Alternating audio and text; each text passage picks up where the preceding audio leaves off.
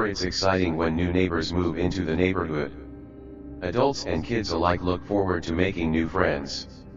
When I was 17, it was the beginning of spring when a family of 3 moved in next door. The mother was heavily pregnant, the father worked night shift, and their 16-year-old daughter was terribly shy. My mother took over a plate of cookies to welcome them, but she returned with a strange look on her face. When I asked her what they were like, she simply replied, "Odd." This intrigued me, so I pressed her for more. All she would say was that they seemed suspicious, didn't invite her into the house, and didn't want the cookies. It was only a few weeks later when my mother looked out the window and said, "She must have had the baby."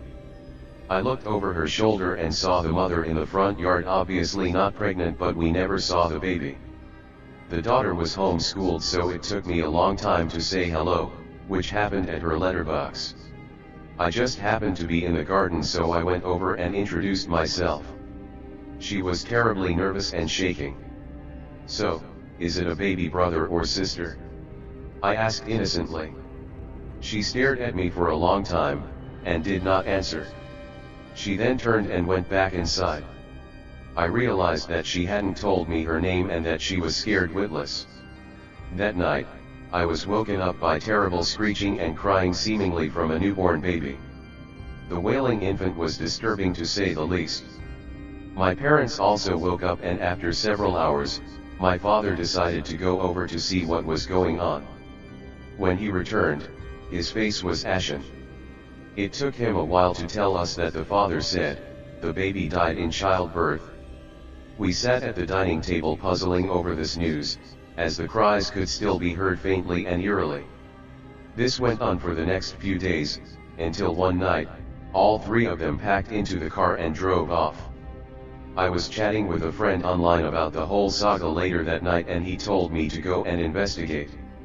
We argued for ages until he finally talked me into it. Taking my phone with me, I crept out and jumped the fence. Even though I was alone, I felt safer with my friend on the phone with me. Surprisingly, the back door was unlocked.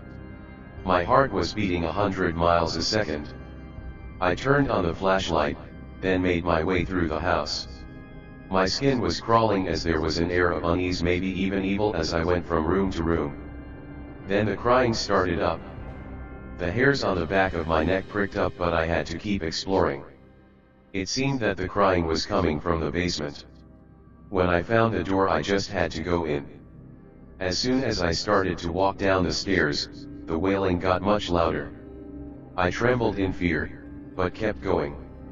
Once at the bottom of the stairs, I followed the crying to a large armoire. The noise was even louder now.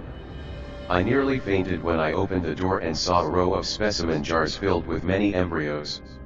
My mind raced with questions laced with horror and dread. Some of them were tied up with string. I hadn't noticed that the crying had stopped and that the basement was deathly quiet, until one of them moved. I screamed as I watched one fetus open its eyes, which seemed to trigger the crying again. I bolted in fear.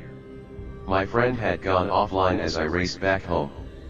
I never told anyone, until they moved out a few weeks later. Ghost stories or not, this was most disturbing.